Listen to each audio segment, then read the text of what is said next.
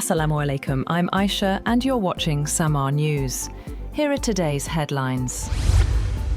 Iran's Deputy Foreign Minister for Legal Affairs, Kazem Garibabadi, has that said Tehran has suspended its commitments under the Islamabad Memorandum of Understanding, MOU, with the United States. Garibabadi has said Iran is fully focused on defending the country, adding that it would respond forcefully to any aggression and hold those responsible accountable. Pakistan has been negotiating an expanded defence pact with Kuwait in exchange for energy cooperation and investment. According to 5 sources with knowledge of the talks remain at an early stage and could still be complicated by heightened tensions between the United States and Iran. A Pakistani security official said Kuwait's wish list includes everything, stressing that Pakistan isn't and cannot consider a deployment of combat troops at this stage.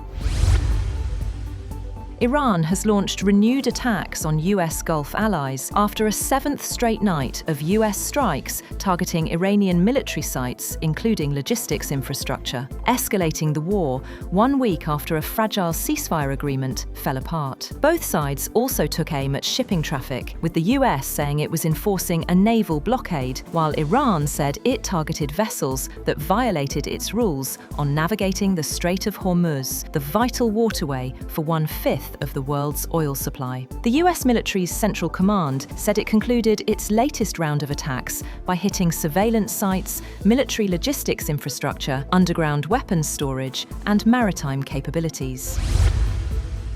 US strikes in southern Iran have severely disrupted access to drinking water for thousands of residents. Iranian officials say a US attack targeted water desalination infrastructure in the coastal village of Bunji in Jask County, Hormuzgan province, leaving around 10,000 people across 20 villages without access to drinking water. According to the official, the strikes completely destroyed a pumping station used to extract seawater, as well as a power transformer at the Bunji desalination plant. Moreover, a representative for Hormuzgan province said recent US attacks over the past 2 nights killed 7 to 8 people, all of whom were civilians.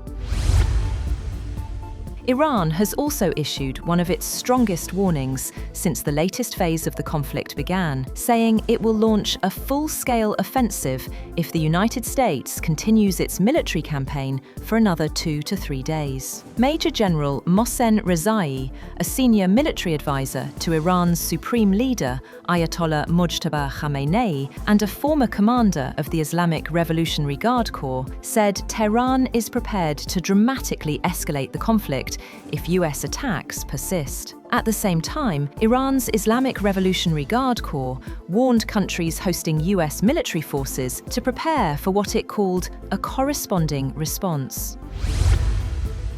Wildfire smoke from hundreds of blazes in Canada has spread across large parts of the United States. US President Donald Trump has blamed Canada for the pollution, threatening to add the economic cost of the smoke to existing tariffs on Canadian imports. In a post on Truth Social on Friday, Trump said Canada should be held accountable for failing to properly maintain its forests. Canada has rejected suggestions that the country failed to address the wildfire crisis. A minister said Ottawa has invested about $8.56 billion in forest sustainability, wildfire prevention, and emergency preparedness since 2020.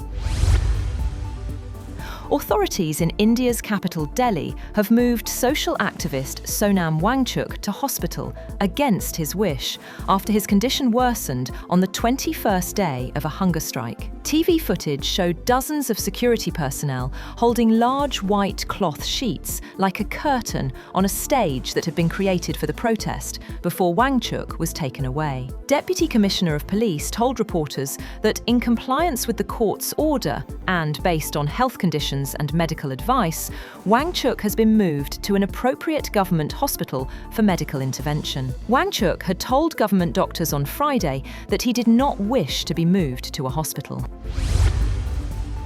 At least 14 Palestinians have been killed in multiple Israeli attacks across the Gaza Strip, including 8 mourners who died in a drone strike on a funeral procession in central Gaza. According to Palestinian health officials, the deadliest attack took place in the Al-Balata market area of the Nusayrat refugee camp, where an Israeli drone struck civilians gathered outside the Ahmad Yassin Mosque before a funeral procession. Al-Auda Hospital said 8 people were killed and at least 20 others were injured in the strike. Iran's Foreign Minister Abbas Araghchi has accused Israel of using US influence to push Washington toward conflict with Tehran. In a post on X, Araghchi claimed that Israel was waging a campaign to steer US policy and alleged it was using American taxpayer money to silence critics. His remarks reference a Time magazine report on an alleged Israeli influence operation targeting the MAGA political base. Apple has overtaken Nvidia to become the world's most valuable company, reshuffling the top ranks of tech heavyweights as investors reassess the outlook for artificial intelligence. Apple was last valued at $4.88 trillion as its shares held steady, while Nvidia was roughly at $4.86 trillion, following a 3.5% decline. For a company that was often seen trailing in the AI race, the milestone reflects Apple's efforts to establish itself more firmly among the sector's leading players and could shape how CEO Tim Cook's final months at the helm are viewed. That's all for now. For more updates, visit www.SAMAA.tv. Thank you for watching SAMAA News.